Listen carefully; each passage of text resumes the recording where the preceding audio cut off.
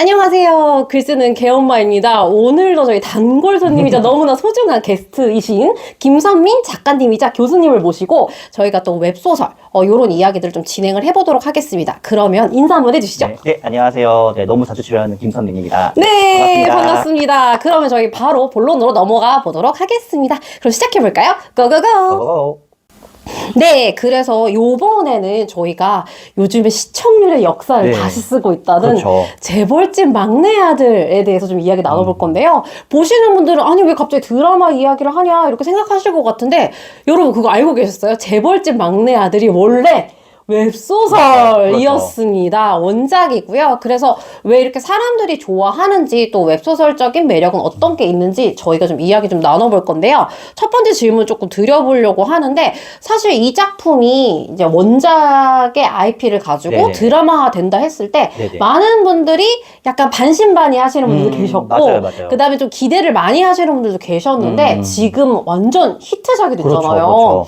그 요즘 얼마 전까지 가장 핫했다고 하던 그 우영우 변호사를 그렇죠. 뛰어넘어서 지금 고공행진을 하고 있는데 사실 작가님은 이 작품이 영상화 된다고 했을 때 좀 기대를 하신 편이셨는지 좀 궁금합니다. 엄청 기대를 많이 했습니다. 그러니까 어쨌든 이게 웹소설 원작을 가지고 드라마를 만든 게 여러 개 있었는데 네. 이제 뭐 어게인 마이 라이프 같은 경우에도 이제 원작이었다가 이게 드라마가 됐는데 사실 재벌집 막내 아들은 좀 뭐 무게감이 달랐어요. 왜냐면 이게 웹소설 내에서도 굉장히 유명한 작품이었고 이 작품이 어떻게 보면 현판에서 재벌몰이라고 하는 일종의 트렌드를 만들어낸 작품이었기 때문에 선구자적인 그렇죠. 이 작품이 드라마가 되면은 이게 뭔가 지각 변동이 일어날 수 있겠다. 이게 단순히 드라마 쪽뿐만이 아니라 웹소설 쪽에서도 굉장히 큰 반향을 일으킬 수 있는 작품이 될 수도 있을 거라는 생각이 들어가지고 이게 드라마 되게 기다리고 있었는데 이게 JTBC에서 편성이 되고 또 이제 주연으로 송중기 그다음에 이성민 배우가 한다는 걸 듣고서 이건 됐다.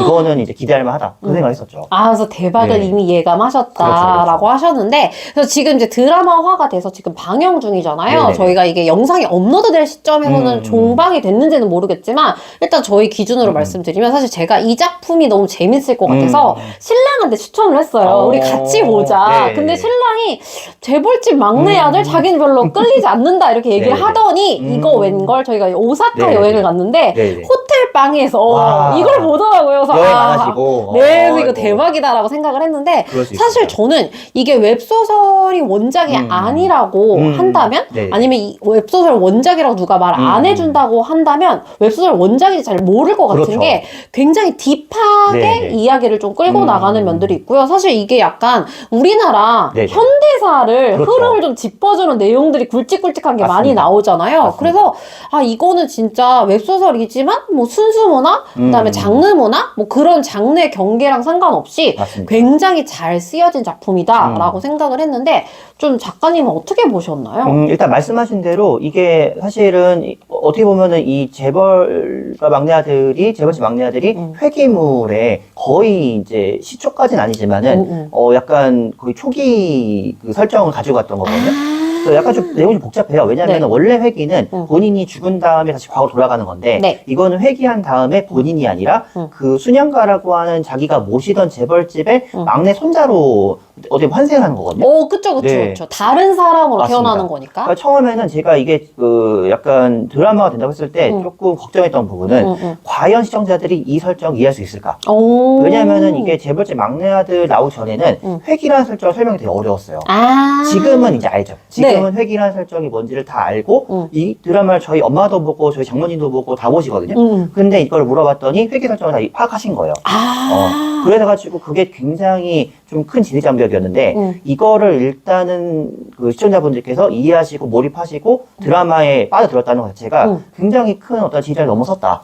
그런 부분이 있습니다. 그래가지고 말씀하신 것처럼 그걸 넘어서게 되면 뭐가 좋으냐면은 회귀물이 가지고 있는 굉장히 좋은 어떤 그 사이다적인 서사 전개 이런 것들을 굉장히 좀 즐길 수 있게 되는 거죠. 그거가 동시에 이제 말씀하신 근현대사까지는 아니죠. 약간 우리 역사적 흐름들을 쭉 따라가면서 주인공이 이 모든 것을 알고서 좀 시원스럽게 역경을 헤쳐나가는 그런 어떤 재미들을 드라마를 통해서 좀 간접적으로 느낄 수 있다고 생각이 들었습니다. 근데 제가 방금 전에 말씀해 주신 사이다적인 설정이 사실 웹소설에는 그렇죠. 굉장히 필요한 거잖아요. 필수죠, 필수. 근데 이 드라마를 보시는 분들 중에 어떤 분이 이런 의견을 내셨는데 제가 좀 깜짝 놀랐던 게 뭐냐면 이게 너무 긴장감이 떨어진다. 너무 큰 역경이나 이런 게 별로 없고 주인공이 모든 걸 너무너무 잘하는 먼치킨 같이 느껴진다. 그렇죠. 그래서 이거를 드라마로 옮겼을 때는 긴장감이 다소 떨어진다라고 말씀을 해주시더라고요. 네, 그래서 맞습니다. 저는 이게 웹소설이랑 드라마의 조금 차이라고 좀 생각을 했는데 그 부분을 좀 어떻게 보셨어요? 근데 그 말씀하신 게 딱 맞는 게 사실은 이제 이거를 저도 원작도 보고 드라마도 봤는데 원작대로만 했으면은 조금 드라마로 옮겼으면 밋밋했을 것 같아요. 왜냐면은 이제 제가 항상 학생들 가르칠 때도 그러지만은 이 웹소설을 쓰는 서사의 구조와 네. 드라마나 웹툰이라든지 다른 컨텐츠, 다른 매체 컨텐츠를 만들 때의 서사 구조가 좀 달라요. 왜냐면은 이 원작을 보신 분들 아시겠지만은 네. 원작은 진짜로 훨씬 더 주인공의 원맨 플레이가 강해요. 주인공이 가지고 있는 그런 고유한 능력들, 그러니까 본인이 회귀에 환생했다는 그 능력을 가지고 굉장히 많은 것들을 훨씬 더 많이 쉽게 해결합니다. 웹소설은 그렇게 해야지 훨씬 더 독자층들이 몰입하고 그 다음을 볼 수 있는 힘을 가져가기 때문에 그렇게 하는 게 맞는데 드라마도 이제 그런 설정을 가져갔죠. 대신에 거기서 느껴지는 긴장감을 어디서 보충하느냐? 캐릭터성으로.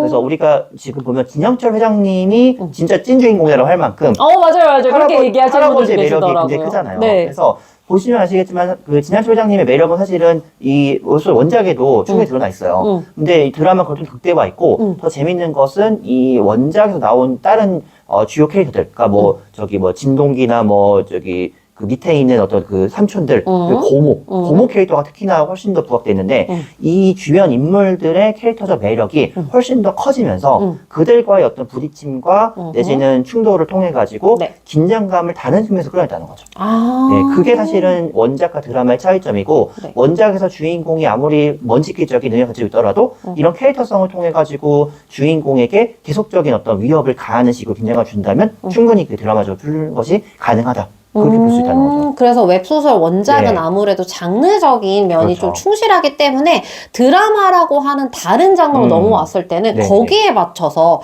조금 벌크업을 좀 해줘야 그렇죠, 되는 그렇죠. 그런 면들이 좀 있고 좀 거기에 맞춰서 조금 더 손을 봐줘야 된다라고 말씀을 해주신 것 같은데요. 이게 각세 작가님이 진짜 각세 잘하신 거예요. 왜냐면은 웹툰이나 웹소설 원작으로 했던 드라마들이 없던 게 아니에요. 근데 그런 드라마들보다 지금 재벌집 막내 아들이 굉장히 큰 인기를 끌고 있는 이유는 저는 개인적으로 각세 작가님이 엄청나게 잘 해주신 거라고 봅니다. 그것도 쉽지 않은 일이죠. 절대 쉽지 않습니다. 사실 많은 분들이 원작 있는 작품을 쓰면은 좀 더 편하지 그렇죠. 않을까 하시는데, 뭐, 팬들의 기대도 충족시켜줘야 그렇죠. 되고, 또 그거를 그렇죠. 또 장르에 맞춰서 바꿔줘야 맞습니다. 되고, 좀 해야 되실 일이 좀 많으신 것 같은데, 뭐, 훌륭하게 좀 성공하신 것 같습니다. 맞습니다. 그러면 저희가 이렇게 재벌집 막내 아들에 대해서 좀 이야기 좀 나눠봤고요. 뭐, 여러모로 성공할 수밖에 없었다. 그렇죠. 그래서 저희가 그 성공 요인이라든지 특징을 조금 짚어봤습니다. 네. 그러면 저희가 2부에서는 다른 주제를 가지고 돌아오도록 할게요. 그럼 다시 만나요. 제발. 제발.